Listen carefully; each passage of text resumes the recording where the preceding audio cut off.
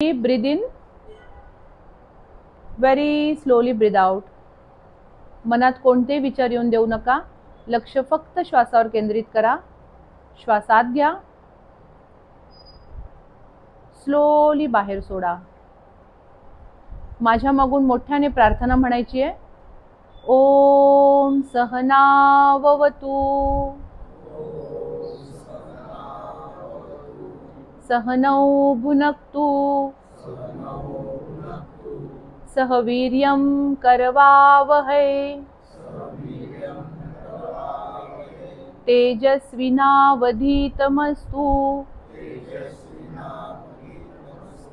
मा विद्विषावहै. ओम शांति शांति शांति.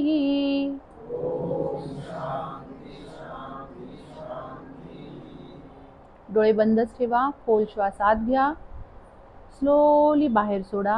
Feel the silence. जो रिकामा हात आहे तो मांडीवर घासायचा, डोळ्यांवर ठेवा. हाताच्या कोपणीत डोळे उघडायचे.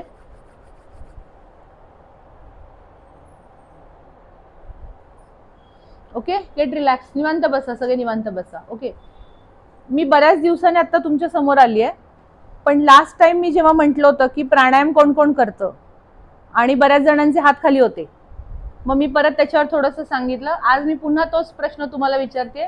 रोज प्राणायाम करणारे कोण कोण आहेत? प्रामाणिकपणे हात वर करायचे. हा, ते ठीक आहे. काही वेळा आम्ही तुम्हाला कॉन्ट्राइंडिकेटेड सांगतो तेव्हा ठीक आहे. 1 2 3 4 5 6 बस इतकेच. म्हणजे पुन्हा तेच अवस्था झाली की लास्ट टाइम मी तुम्हाला म्हटलं होतं की प्राणायाम करणं गरजेचं आहे, पण त्याच्याबद्दलचा अवेअरनेस कुणालाही नसतो. अगदी मनापासून सांगते, प्रिव्हेंटिव्ह कार्डिओलॉजीमध्ये प्रॅक्टिस करत असताना prevention is always better than cure. पुढे जाऊन कुठलंही कॉम्प्लिकेशन्स होण्यापेक्षा ते कॉम्प्लिकेशन्स होऊ नये किंवा कोणताही दुसरा त्रास मला होऊ नये, मी स्वस्थ राहावं, ही इच्छा सगळ्यांना आहे. पण इच्छा आहे, पण आपण त्याच्यावर जास्त वर्कआउट करत नाहीये. मग ते वर्कआउट होणं खूप गरजेचं आहे. डी अर्निशचं तत्व मी बऱ्यापैकी सगळ्यांना सांगते, त्याच्याबद्दल मी नंतर निवांत सांगेनच काय आहे ते.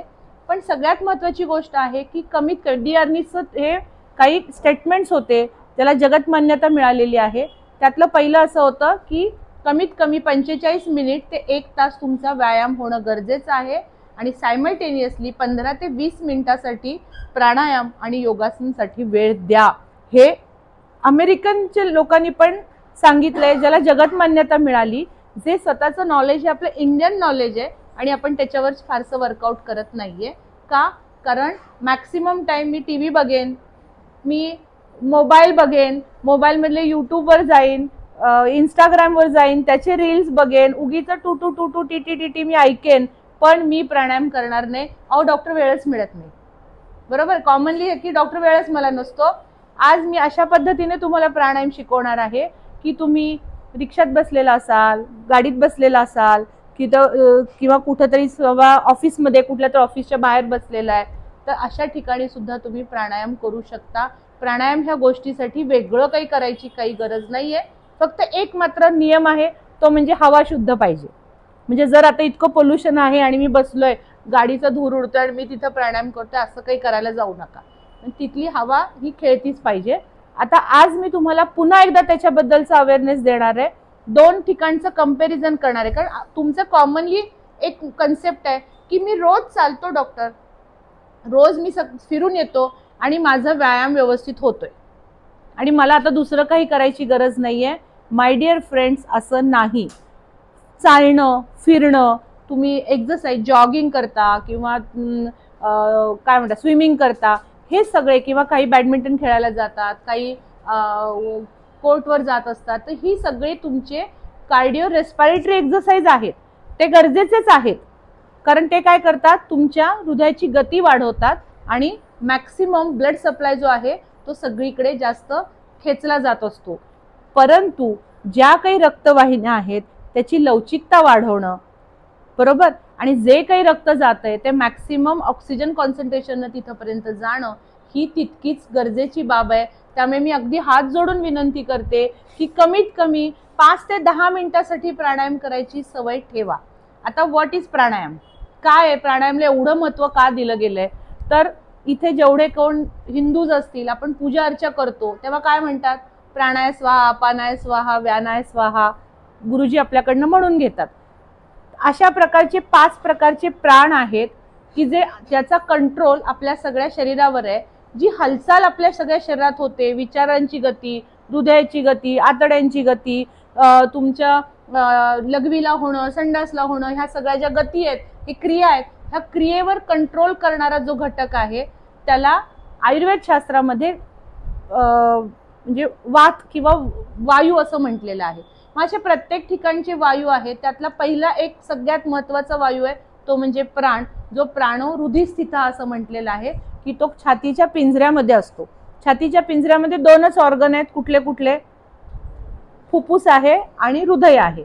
मग ह्या दोन्ही मधलं एक्सचेंज करणारं, दोन्ही मधला कोरिलेट करणारा घटक कुठला आहे? कारण श्वास घेतला जातो, श्वास सोडला जातो.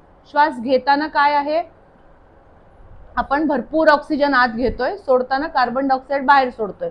आणि ह्याचं मधलं जे काही परमिएबिलिटी आहे की घेतलेला ऑक्सिजन तो त्या हृदयामध्ये सोडून हृदय तो सगळीकडे ऑक्सिजन सगळ्या शरीराच्या प्रत्येक पेशींपर्यंत पोहोचवत असतो. हे काम कोण करतं? तर ब्लड सर्क्युलेशन करतं. आणि हे मधला परमिएबिलिटी कोण आहे? तर तुमचं हृदय आणि फुफ्फुस आहे. म्हणून दोन्हीचा एकमेकाशी कोरिलेशन खूप आहे. म्हणून ज्या लोकांना फुफ्फुसाचे आजार असतात, अस्थमा असतो किंवा लंग कॅपॅसिटी काही कारणाने कमी असते, त्या लोकांना पुढे जाऊन हृदयाचे पण आजार होऊ शकतात. म्हणून अस्थमा असेल, काही असेल, तो तुमच्या मेडिसिनने, लाईफस्टाईलवर तो कंट्रोल ठेवणं खूप गरजेचं बाब असते. मग आता प्राणायाम एक्झॅक्टली ह्या प्राणाला एवढं महत्व आहे कारण पाणी नाही दिलं तर तुम्ही काही दिवस जगू शकता, अन्न नाही दिलं तरी तुम्ही काही जगू शकता, पण जर हवाच दिली नाही, तुम्हाला ऑक्सिजन दिला नाही तर काही सेकंद सुद्धा तुम्ही जगू शकत नाही. ठराविक एका मिनिटामध्ये तुम्हाला म्हणजे तुमचं हृदय बंद पडतं. म्हणजे किती महत्व आहे त्याला, आणि इतकं महत्व असून सुद्धा आपण त्या बाबतीत अवेअर नाहीये. मग ठीक आहे ना डॉक्टर, रोज तर श्वास घेतोय, त्यात आणखी काय वेगळं काय? असं घेतलं तर काही वेगळं आहे का? असं प्रश्न सगळ्यांना पडतो. म्हणूनच मी तुम्हाला आज इथं प्राणायामचं महत्व सांगणार आहे, कारण त्याच्याबद्दलचा अवेअरनेस आहे, महत्व माहिती आहे, पण कृतीमध्ये फक्त येत नाही. बंद करायचं, दरवाजा बंद करा. कोण आहे काही? तेजश्री, बसा बसा सर, बसा, ती करेल. सो सगळ्यात महत्वाचा घटक असा आहे की तो म्हणजे तुमच्या ह्याच्यामध्ये प्राणायाम रोजच्या रुटीन मध्ये प्राणायाम हा आलाच पाहिजे. मग आता एक्झॅक्टली डॉक्टर प्राणायामचं महत्व काय आहे? तर प्राण आणि आयाम असे 2 शब्द एकत्र येऊन प्राणायाम हा झाला. म्हणजे जे तुम्ही श्वास घेताय, जो प्राणवायू आतमध्ये घेताय, त्याचा आयाम वाढवणं, त्याला मॅक्सिमम टाइम तुमच्या शरीरातलं सॅच्युरेशन मध्ये ठेवणं, that is called pranayama. Okay. आता त्याला एक सिंपल उदाहरण मी मागच्या वेळी दिलं होतं, कोणाला आठवतंय का? बघा, म्हणजे जे जुने लोक आहेत त्यांना माहित असेल की पहिलं उदाहरण होतं कुत्र्याचं. कुत्रा कसा असतो? असा करतो. म्हणजे एका मिनिटामध्ये तो मॅक्सिमम म्हणजे अगदी 100 ते 125 पर्यंत तो श्वासोश्वास घेतो. कुत्र्याचं लाईफ किती असतं? किती असतं? ज्यांचे पेट आहेत त्यांनी सांगा, उत्तर द्या. 15 वर्ष, 14 ते 15 वर्ष मॅक्स असतं. ओके. त्याच्यानंतर दुसरा प्राणी माणूस, एका मिनिटामध्ये आपण किती करतो? 18 ते 20 किंवा 22 वेळा श्वासोश्वास घेतो. आपलं आयुष्य किती आहे? मिनिमम 70 ते 80 वर्ष, जे काय असेल ते. ओके. त्याच्यानंतर तिसरा प्राणी, ज्याला आपण काय म्हणू? हत्ती. एका मिनिटामध्ये तो 9 वेळा श्वासोश्वास करतो. एका हत्तीचं आयुष्य किती असतं माहितीये? 150 वर्ष. 150 वर्षापर्यंत हत्ती राहतो. चौथा प्राणी कासव, एका मिनिटामध्ये हार्डली तो एका वेळी श्वास घेत असतो. त्याचं आयुष्य किती असतं कासवाचं? 300 वर्ष. म्हणजेच काय, निसर्ग आपल्याला काय शिकवतोय? जेवढी ह्याची गती तुमची स्लो असणार आहे, तुमचं श्वासोश्वास घेण्याचं हे जास्त आयाम राहील, तेवढं तुमचं दीर्घायुष्य किंवा आयुष्याची हे जी काही लॉंगिटिव्हिटी आहे ती तुमची जास्त राहणार आहे. ओके. मग डॉक्टर श्वास घ्यायचा नाही का? कारण आपल्याला आपण समजूनच घेत नसतो. एक्झॅक्टली आपण जेव्हा श्वास, म्हणजे थोडक्यात काय की फिजिकल एक्सरसाइज आणि प्राणायाम ह्या 2 फरक आहे. ओव्हर एक्झर्शन करणाऱ्या लोकांच्या मध्ये काय होणार आहे, सतत श्वासोच्छ्वास घेऊन काही वेळा त्यांची तेवढी लाईफची लॉंगेटिव्हिटी राहत नाही. जर तुम्ही एक्सरसाइज करताय, रोज चालता, स्विमिंग करता, रनिंग करता, जॉगिंग करताय, पण सायमल्टेनियसली त्याच्यानंतर तुम्ही प्राणायाम पण जर केलेत आणि दोन्हीचा बॅलन्स राखलात, हा पण अतिरेक करायचा नाहीये आणि ह्याच्यामध्ये पण बिलकुल करायचं नाही. असं न करता जेव्हा तो माणूस जातो त्याची लॉंगेटिव्हिटी ही जास्त राहते. त्यामुळे बऱ्याच लोकांना असं आयुर्वेद, आय एम व्हेरी सॉरी, प्राणायाम किंवा योगाचं प्रॅक्टिस करणारे लोकांच्या मध्ये फिजिकल ऍक्टिव्हिटी ही बॅन आहे असं म्हणतात. माझी योगाचीच डिग्री आहे, मग त्या डिग्रीमध्ये मी पण हे शिकले की मला जे शिकवणारे जे टीचर्स होते ते पहाटे 4 वाजता सगळे मॉर्निंग वॉकला जायचे, पहाटे. मग मी त्यांना आम्ही आवर्जून विचारलं होतं की तुम्ही हेही करताय आणि तेही करताय, मग हे पूर्ण नाहीये का, योगा पूर्ण नाहीये का? तर त्यांनी तेव्हाच आम्हाला सांगितलं होतं की योगा हा स्ट्रेचिंग एक्सरसाइज आहे, कार्डिओ रेस्पिरेटरी एक्सरसाइज हे तुम्हाला करायलाच पाहिजेत. त्यामुळे मी कधी असं म्हणणार नाही. ज्या लोकांचा एक गैरसमज आहे, डायबिटीज झाला, इतका हेवी डायबिटीज आहे की हालचाल करायची इच्छा होत नाही, मग आपलं बसायचं, मी 1 तास प्राणायाम करतो, मी व्यवस्थित आहे, कारण कुठंतरी ऐकलेलं असतं की प्राणायाम केलं की दीर्घायुष्य वाढतंय आणि मी तेवढंच करतो. हेही चुकीची गोष्ट आहे.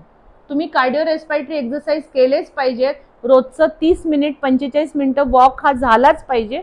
सायमल्टेनियसली तुम्ही प्राणायाम करणं पण तितकंच गरजेचं आहे.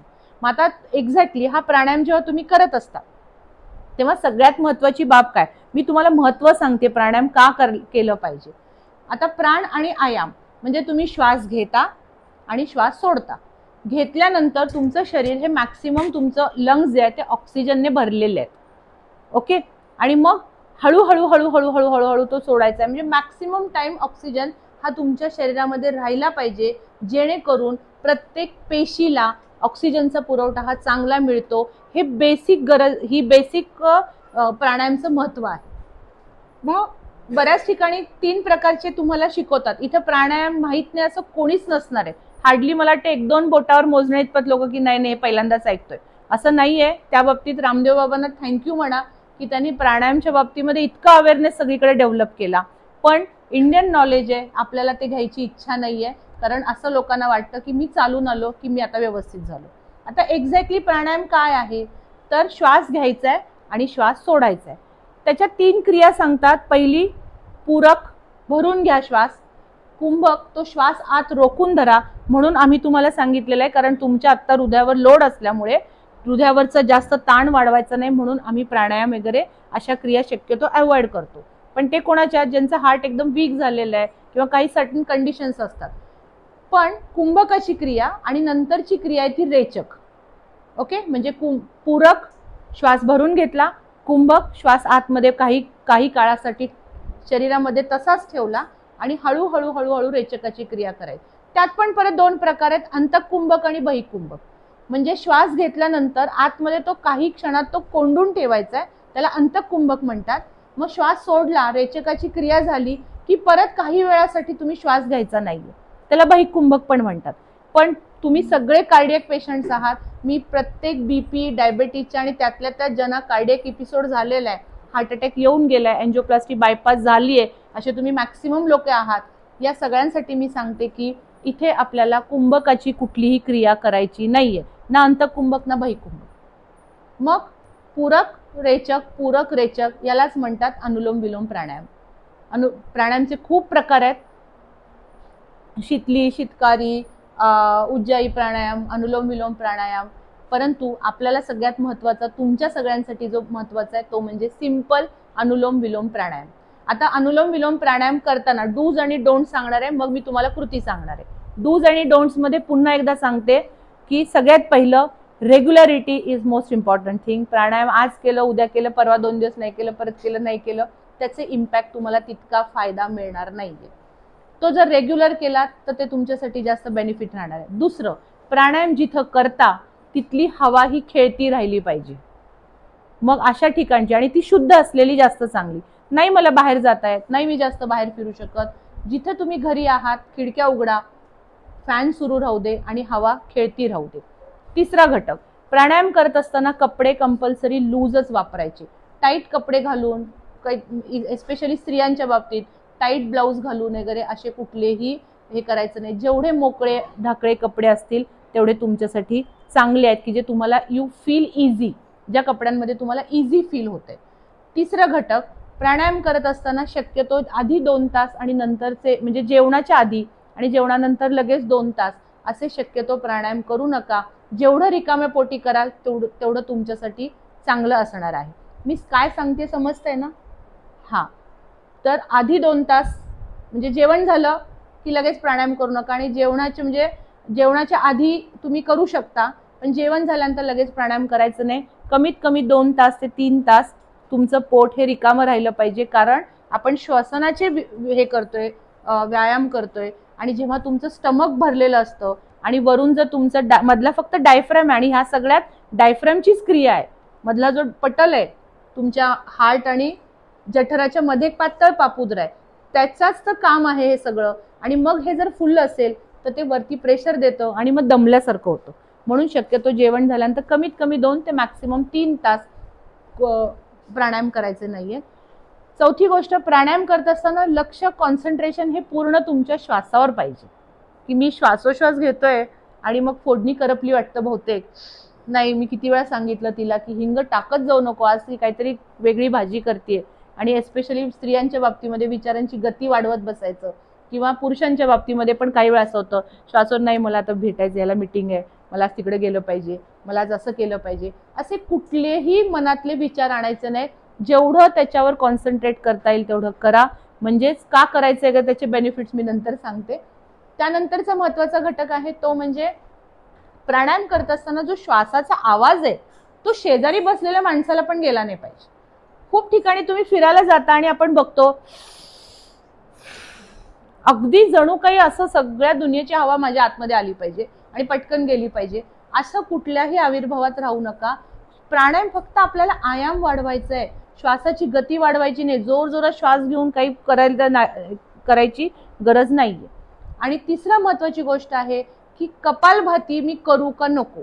ऍक्च्युली कपालभाती ही प्राणायामच्या आधी करायची गोष्ट आहे. आधी कपालभाती करा आणि मग तुम्ही प्राणायाम करा, कारण कपालभाती हे तुमच्या नॉस्ट्रिल्स म्हणजे ह्या अगदी नाकाच्या नाकपुड्यांपासून ते लंग्सचा शेवटचा जो घटक आहे अल्विओलाई म्हणतात, किंवा वायूची जी पिशवी हवेची जी पिशवी आहे तिथपर्यंतचा सगळा पाथ क्लिअर करण्यासाठी, स्वच्छ करण्यासाठी, तिथला कफ सगळा निघून जाण्यासाठी ऍक्च्युली कपालभाती सांगितलेली आहे. कपालभाती, इकडे या आजी, इथे बसा तुम्ही, या, नमस्ते नमस्ते, बसा इथे. तर त्यासाठी ऍक्च्युली कपालभाती ही सांगितलेली आहे. सो कपालभाती हे प्राणायामच्या आधी करायची गोष्ट आहे. ज्यांना कपालभाती केल्यानंतर छातीवर दडपण येतं, छातीमध्ये दुखतं, डोकं दुखतं, डॉक्टर दम लागतो, कृपया कपालभाती करू नका. कारण कपालभातीमध्ये तुमचं पॅसिव्ह श्वसन आहे. श्वास घ्यायचा आहे, पटकन सोडायचा आहे आणि परत श्वास न घेता पोटाचं जे मसल आहे त्याची भात्यासारखी हालचाल करायची आहे. लक्षात आलं? सो माय डिअर फ्रेंड्स, कृपा करून कपालभाती या लोकांना फक्त कॉन्ट्राइंडिकेटेड आहे. मला काहीही त्रास होत नाही, मी कपालभाती छान व्यवस्थित करू शकतो. त्या सगळ्या व्यक्तींसाठी म्हणजे जे तुम्ही कपालभाती करता आणि प्राणायामही करता, तर ह्यांच्यासाठी पहिलं सांगते, पहिलं कपालभाती करा आणि मग प्राणायाम करा. ओके. आता एक्झॅक्टली प्राणायामचं महत्व काय, मी मगाचपासून इतकं सगळं सांगत आली. पहिलं काय होतं, आयुष्यमान वाढवण्यासाठी प्राणायामचं खूप महत्व आहे. दुसरी, ऑक्सिजन कॅरिंग कॅपॅसिटी शरीराची एवढी वाढते, त्यामुळे ज्यांचे हार्ट फेल्युअरचे पेशंट्स आहेत, हार्टचे मसल वीक झालेले आहेत, अशा केसेसमध्ये प्राणायाम अक्षरशः वरदान आहे त्यांच्यासाठी. तिसरी महत्वाची गोष्ट, रक्तवाहिन्याच्या आत आलेली जी त्वचा डॅमेज होते बीपीमुळे, डायबिटीजमुळे, की जिथं ब्लॉकेजेस होतात त्या लोकांच्यासाठी तिथं नरिशमेंट मिळाल्यामुळे, ऑक्सिजनचा पुरवठा तिथं व्यवस्थित झाल्यामुळे तुम्हाला ते हिलिंग प्रोसेस होत असते. त्यामुळे ॲथेरोस्क्लेरोसिस चेंजेस, माझ्या भाषेत मी बोलले, तुमच्या भाषेमध्ये रक्तवाहिन्यांचा आलेला कडकपणा, की जो पुढे जाऊन तुम्हाला ब्रेन स्ट्रोक, हार्ट अटॅक अशा काही गोष्टींना सामोरं जावं लागतं, ते कंट्रोल करण्यासाठी प्राणायाम सारखं दुसरं औषध नाहीये. तिसरं, मी काय सांगितलं की मन पूर्ण त्याच्यावरच कॉन्सन्ट्रेट राहिलं पाहिजे, मनात कोणतेही विचार येऊन देऊ नका. याला कारणच असं आहे की जो प्राणायाम रेग्युलर करतो, शांत राहतो, कूल राहतो, त्याला डिप्रेशन किंवा हे अशा गोष्टी होत नाही, त्याला एकटं वाटत नाही.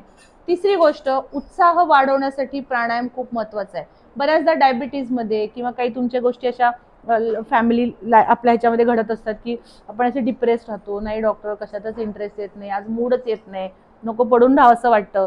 त्या लोकांनी जर प्राणायाम करायला सुरू केलं तर हळूहळू हळूहळू इकडे बस, तर त्या लोकांच्यासाठी हळूहळू त्यांना तो उत्साह वाढतो, तुमचा कॉन्फिडन्स लेवल हा जास्त वाढत असतो. लक्षात आलं? सो माय डिअर फ्रेंड्स, कृपा करून तुमच्या कॉन्फिडन्स लेवल जेवढी असेल, कारण बघा तुम्ही, will power is most important thing. कॅन्सरचे काही पेशंट आम्ही सांगतो की एका महिन्यात जातील, 2-3 महिने त्यांचा लाईफस्पॅन आहे. असे पेशंटला 3-3 वर्ष 4-4 वर्ष काही होत नाही. हे उगीच नसतं, हे फक्त मेडिसिनवर होणारी गोष्ट नाहीये. तर तुमची विल पॉवर ही तितकीच महत्वाची आहे. त्यामुळे मन स्ट्रॉंग करणं, लॉंगिटिव्हिटी किंवा तुमच्या मनाचा कणखरपणा हा त्याने जास्त वाढतो. त्यामुळे डिप्रेशनच्या पेशंटमध्ये सुद्धा प्राणायाम हा जास्त सांगितलेला आहे. तिसरी महत्वाची गोष्ट, ज्यांना प्राणायाम जी सारखे सारखे सारखे करतात त्यांना ॲलर्जनचा त्रास कमी येतो. सारख्या सारख्या शिंका येणं, जरा धूळ उडली मग शिंका येतात, किंवा अस्थम्याचा त्रास आहे म्हणून काही वेळा तुम्ही कार्डियक कॉम्प्लिकेशनमध्ये गेलेत, त्यांच्यासाठी प्राणायाम हे वरदान आहे. आणि ऑफकोर्स प्रत्येक ऑर्गनचं काम सुधारल्यामुळे हॉर्मोनल चेंजेस वगैरे कंट्रोलमध्ये येतात. त्यामुळे ऑटोइम्युन कंडिशन्स ज्या आहेत, ऑटोइम्युन कंडिशन संधिवात, काही वेळा स्किन डिझीज असतात, काही वेळा त्वचा अचानक अशी ब्लॅकिश हे होते, किंवा तुम्हाला जे मेटाबॉलिक डिसऑर्डर्स आहेत, डायबिटीज, हायपरटेन्शन. पण मी पुन्हा एक स्टेटमेंट देते की प्राणायाम केलं म्हणजे माझा डायबिटीज कंट्रोलमध्ये येणार आहे काका, किंवा प्राणायाम मी केलं म्हणजे माझी शुगर कंट्रोल आहे, बीपी कंट्रोल आहे, मग मला दुसरं काही करायची गरज नाही, असं कृपा करून काहीही गैरसमज करू नका. हे डॉक्टरांना ठरवू द्यात की तुम्हाला त्या म्हणजे बीपीच्या गोळ्या चालू करणं कितपत महत्वाचं आहे, शुगरची गोळी किती करायची महत्वाचं आहे. कारण माझं पहिलं वाक्य असतं, बाय हुक और क्रूक, ए न के न प्रकारे लाईफस्टाईल मॅनेज करा, मेडिसिन घ्या, डॉक्टरांचा आधार घ्या, काय वाटेल ते करा, आहारातले बदल करा, तुमचं शुगर आणि बीपी कंट्रोल राहणं गरजेचं आहे. त्यामुळे त्याला ॲग्रवेट करणार आहे, पण सायमल्टेनियसली तुम्हाला मॅक्सिमम ह्या गोष्टी सुद्धा तितक्याच महत्त्वाच्या राहणार आहेत. ठीक आहे, आता मी कृती सांगतेय, प्राणायाम एक्झॅक्टली करायचा कसा. आपण अनुलोम विलोम प्राणायाम बद्दल बोलतो, बरोबर काका? प्लीज नंतर बोल. तर सगळ्यात महत्त्वाचा घटक आहे तो म्हणजे तुम्ही प्राणायाम करत असताना सुरुवात कशी करायची. आता ॲक्च्युली सुरुवात ही अशी असते की मी सांगितलेलं होतं मागच्या वेळी की ही जी 2 बोटं आहेत, इंडेक्स फिंगर आणि मिडल फिंगर, हे दोन्ही बोटं अशी करायची, करंगळी आणि ह्याला काय म्हणतात रिंग फिंगर, मरंगळी, तर ही तुमची या नाकावर पाहिजे आणि अंगठ्याने हे बोट असं करायचंय. काही लक्षात राहिलं नाही, घरी गेल्यानंतर डॉक्टर कुठली बोटं काय करायची माझ्या काही लक्षात राहिलं नाही. मेक इट सिम्पल, साधे सुद्धा आपण पद्धतीने शिकूया, काही कॉम्प्लिकेशन करायचं नाही. शास्त्र शुद्ध शिकावं, पण जर शास्त्र लक्षात राहत नसेल तर असं शास्त्र उपयोगाचं काय. तर त्यामुळे त्या शास्त्रामध्ये थोडासा आपण बदल करणार आहोत. जसं काय म्हणतात त्याला, चंद्रोदय झाल्यानंतर चंद्राला बघून नमस्कार करून तुम्ही जेवता, असं शास्त्रात सांगितले. पण डायबिटीज आहे डॉक्टर, पण मला खूप, मी गणपती भक्त आहे, ते लोक काय करतात, चंद्राचं चित्र रांगोळीनं काढतात, फुलं वाहतात, आरती येतात, नमस्कार करतात आणि खाऊन घेतात. म्हणजेच काय, शास्त्र पाळलेलं आहे पण वेगळ्या पद्धतीने पाळले. तर चिमट लक्षात ठेवायची, हे अंगठा, ठीक आहे, अंगठ्याने एक हे दाबायचंय इकडं. नाकाची अॅनाटॉमी बदलायला जायची नाही, रचना बदलायला जायची, इकडे एकदा करायचं इकडे एकदा करायचं काही नाही, जस्ट फक्त तुम्हाला ही गोष्ट बंद करायची. मग कुठली बंद करायची आणि कुठली चालू ठेवायची, सोपं लक्षात ठेवायचं. वामांगी रुक्माई, आपल्याकडे आपण सगळे विठ्ठल भक्त आहोत, आता आषाढी एकादशी पण येते, आपल्या सगळ्यांच्या ह्याच्यातलं आपोआप विठ्ठल भक्ती जागी व्हायला लागते. वामांगी रुक्माई डाव्या बाजूने कायम सुरू करायचं. लेडीज ऑलवेज राईट, बरोबर ना? आपण सगळं जे काय असेल ते, बर बाई तू म्हणशील तसं, तर ती साधारण डावीकडे उभी आहे, तर डाव्या बाजूने सुरू करायचंय. लक्षात ठेवायला सोपं आहे. तर जेव्हा तुम्ही डाव्या बाजूने श्वास घेता, जिथून घेतो त्याच्या अपोजिटची नाकपुडी बंद पाहिजे, लक्षात राहील. म्हणजे आता मी डाव्या बाजूने जर सुरू केलं, श्वास घेणार, माझी कुठली बंद आहे, उजव्या बाजूची मी बंद केली. आता मला उजवीकडनं सोडायचंय, मी डावी बंद करून टाकणार, उजवीकडनं हळूहळू सोडून टाकणार. आता मला परत उजवीकडनंच घ्यायचंय, घेतला मी श्वास उजवीकडनं, आता मात्र उजवी मी बंद करणार आहे आणि हळूहळू हळूहळू डावीकडनं सोडणार आहे. हा झाला एक आयाम. असे सकाळी 20, दुपारी 20, संध्याकाळी 20 असे आपल्याला आयाम करायचे. सिंपल आहे. काही अवघड नाहीये. 20 आयाम करण्यासाठी हार्डली एक 4 मिनिटं लागतात, 4 ते 5 मिनिटं. मग सकाळी 5 मिनिटं, दुपारी 5 मिनिटं आणि संध्याकाळी 5 मिनिटं. 15 मिनिटं काढू शकत नाही आपण स्वतःसाठी? एक 4 रील बघू नका. वयस्कर लोकांसाठी आवर्जून सांगते, मोबाईलमध्ये इतके सवय लागलेत की खरं सांगते, तुम्ही डॉक्टरांचे म्हणजे काय म्हणतात त्याला, पायरी चढायची जर नसेल, मानेचे कमरेची दुखणी नको असतील, तर सगळ्या वयस्कर इथे लोकांसाठी थंब सांगते. पहिली गोष्ट की पोक काढून बसू नका. जेवढं पाठीचा मणका ताट ठेवता येईल तेवढा ठेवायचा. कुठं बसेल तिथं ताट बसायची सवय ठेवा. आणि दुसरं, मोबाईल प्लीज कृपा करून खाली मान घालून असं असं असं असं बघायला करू नका. मानेवर एवढा ताण येतो, तासन तास वेळ गेलेला कळत नाही आणि मग मात्र तुम्ही दुखतं. मग काय करू डॉक्टर, वेळ जात नाही. तेवढेच तर एक छान वाटतं, जरा बघावंसं वाटतं. त्याचे बरेचसे आजकाल काही हे मिळतात. नंतर बोला, नंतर बोला, मी शिकवणार आहे, थांबा सांगते सगळं. मी गेल्यानंतर मस्त आपण गप्पा मारा तुम्ही सगळे. सो काही अशा हे मिळतात, एड्स मिळतात की जिथं तुम्ही ते असे इन्स्ट्रुमेंट आहेत की तिथं ठेवा आणि असं बघत बघत तुम्ही हे करू शकता. बऱ्याच स्त्रियांना सवय असते की झोपायचं आणि असं बघत बसायचं. काहींना सवय असते की खाली मान घालूनच बघायची. काही फोनवर अशा लेकीला फोन, एस्पेशली लेकीला फोन लागतो आणि मग असा मोबाईलवर ठेवलेला असतो आणि शांतपणे झोपून तो मोबाईल पण तसाच आणि हे गप्पा मारत असतात. असे शक्यतो प्लीज कृपा करून काही करू नका. सो माय डिअर फ्रेंड्स, प्राणायाम करत असताना सगळ्यात पहिली गोष्ट आहे ती म्हणजे तुमचं आसन. सुखासन म्हटलेलं आहे. शक्यतो पद्मासनात बसावं शास्त्र सांगतं, पण आपल्याला शास्त्रानुसार जमेलच असं नाही. हे वय तुमचं नाहीये. काहींना मांडी घालता येत नाही, काहींना गुडघ्याचे त्रास असतात, काहींना बसता येत नाही पोटामुळे वगैरे.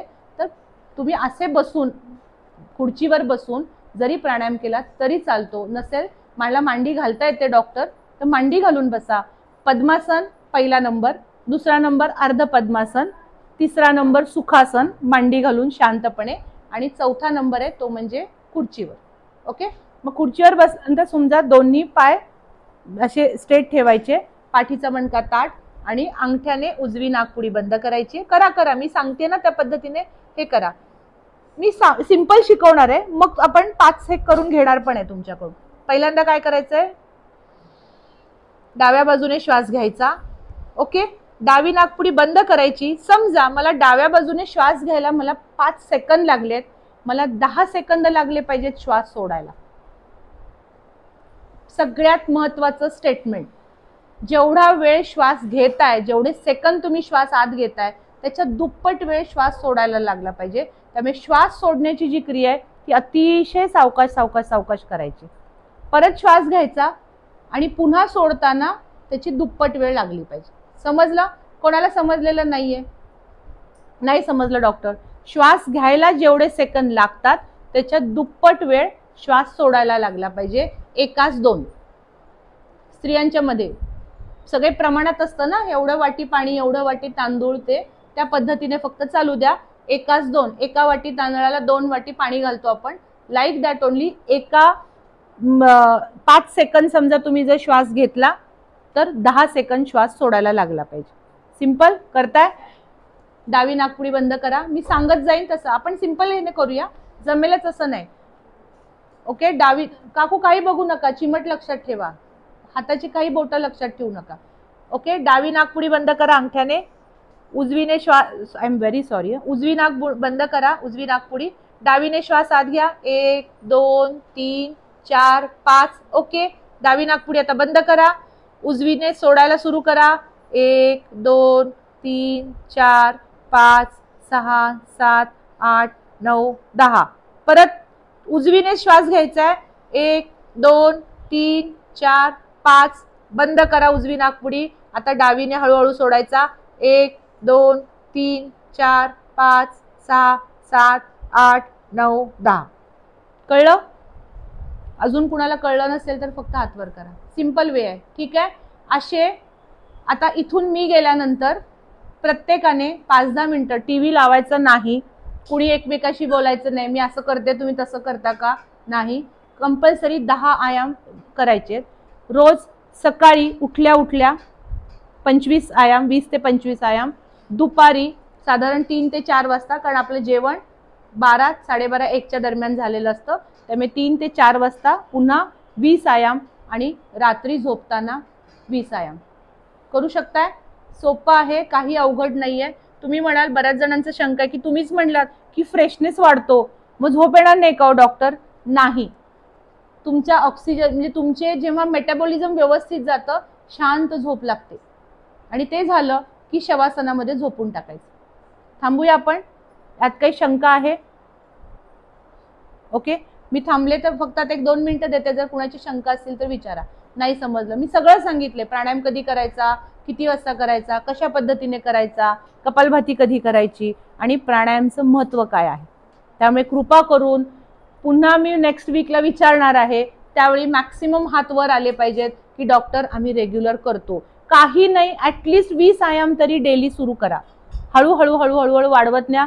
सर, मधल्या सुट्टीमध्ये कंपल्सरी करायचं. तुम्ही जेव्हा स्टाफ रूम मध्ये असता तेव्हा जाऊन करायचं. बिझनेसच्या इथं कुठेही तुम्ही बसलेला आहात, पहिलं 5 मिनिटं मला कुणीही डिस्टर्ब करू नका, मी आधी प्राणायाम करणार आहे. जमेल? काही अवघड नाहीये, खूप सोपं आहे. दुसरं, प्राणायाम हे हिंदूजमध्ये करायचं असतं किंवा असं काहीही नाहीये. ही आयाम आहे, हे काही ह्याचा संबंध नाहीये कुठल्या धर्माशी वगैरे. प्राणायाम हे प्राणायाम आहे. इवन हिंदूजमध्ये ओम म्हटलं जातं, तिथं पण एक प्रकारचा प्राणायाम आहे, कारण श्वास घेतो आणि सोडत सोडत सोडत आपण म म्हणतो. मुस्लिम्समध्ये आमीन म्हटलं जातं, आमीन. आणि तिसरा घटक आहे तो म्हणजे ॲलेन, जे आपण मला वाटते कॅथलिक्समध्ये म्हणलं जातं. तिथं पण सेम अशाच पद्धतीने हा पण एक प्रकारचा प्राणायाम आहे. तुमची ओंकार साधना ही पण एक प्रकारची प्राणायामच आहे. त्यामुळे प्राणायाम करणं ही खूप गरजेची बाब आहे. थांबू मी आता इथे, काही शंका नाही आहे. थँक्यू. Okay, next lecture. आता मात्र मी तुमच्या लाईफस्टाईलवर जाणार आहे, कारण प्राणायामच्या बाबतीमध्ये किती पण ओरडलं वगैरे तर वेळ मिळत नाही, वेळ मिळत नाही, वेळ मिळत नाही, म्हणून तुम्ही सगळेजण थांबता. त्यामुळे कृपा करून थांबू नका. रोजच्या याच्यामध्ये जर तुम्हाला डिझीज प्रिव्हेंट करायचं असेल तर योगासन आणि प्राणायाम करणं गरजेचं आहे, कारण रक्तवाहिन्यांचा लवचिकपणा वाढणं तितकंच गरजेचं आहे की ज्या कडक झालेल्या रक्तवाहिन्या कराल. हां, फक्त अनुलोम विलोम. मी म्हणून दुसरे कुठलेही प्राणायाम शिकवायला जात नाही, कारण इथे तुम्ही जवळजवळ 80-90% पेशंट हे कार्डियक पेशंट आहेत. 10% पेशंट हे प्रिव्हेन्शन म्हणून ट्रीटमेंट घेत असतात. माझी खूप अपेक्षा आहे की म्हणजे उलट रेशो व्हायला पाहिजे, बरोबर ना? हा उलटा रेशो इन द सेन्स, हा प्रिव्हेंटिव्हचे पेशंट जास्त येऊ देत, ह्याचे पेशंट्स मला नको आहेत जास्त. पण जोपर्यंत काही होत नाही तोपर्यंत आपण डॉक्टरकडे जात नाही. त्यामुळे माझा मॅक्सिमम प्रयत्न, हे लेक्चर्स वगैरे सिरीज अरेंज करण्याचा पण बेसिक उद्देश तो आहे. तुम्ही माझे यूट्यूबचे सगळे लेक्चर्स बघा. सगळ्या लेक्चर्समध्ये मी कुठेही बोललेली नाहीये माझ्या चॅनलला सबस्क्राईब करा, बेल आयकॉनचं बटन दाबा, हे ये करो वो करो. I never say like that. माझा एकच उद्देश आहे, अवेअरनेस जेवढा तुमचा डिझीज बद्दलचा होईल तेवढे हळूहळू हळू आपण प्रिव्हेन्शनकडे वळू. त्यामुळे prevention is always better than cure. ठीक आहे, त्यामुळे करा, तुम्ही अनुलोम विलोमच करा. थांबू? वॉकिंग करणं चांगलं का नाही? कंपल्सरी आहे, चांगलंच आहे. मी काय सांगितलं? नाही, म्हणजे मी रोज वॉकिंग करते म्हणून. हा, मग मी पहिलं वाक्य, मला माहिती आहे की तुम्ही सगळे वॉकिंग करता. 80-90% लोक तुम्ही फिरायला जाता, पण प्राणायाम कुणी करत नाही. म्हणजे वॉकिंगचं महत्व आहे पण प्राणायामचं महत्व आम्हाला नाही. दोन्ही करा. आणि हा, एक्सरसाइजच्या आधी प्राणायाम करू का नंतर करू? आल्यानंतर प्राणायाम करायचं. आधी प्राणायाम करून परत एक्सरसाइजला जाऊ नका. बऱ्याच लोकांना पहाटे पहाटे उठायची सवय आहे, बसून छान प्राणायाम करतात मग फिरायला जातात. तसं नका करू. शक्यतो आधी फिरून या आणि मग शांतपणे बसून प्राणायाम करा. पण डॉक्टर, मला वेळ मिळत नाहीये, मी काही वेळा मला ते होत नाहीये, मी आधी करू का? You can. पण ह्याने कसं श्वासाची गती वाढते एक्सरसाइजने, चालण्याने, आणि ही कंट्रोल केली जाते आणि मसल रिलॅक्स होतात. प्राणायामने मसल रिलॅक्संट असतं. ठीक आहे, थांबू?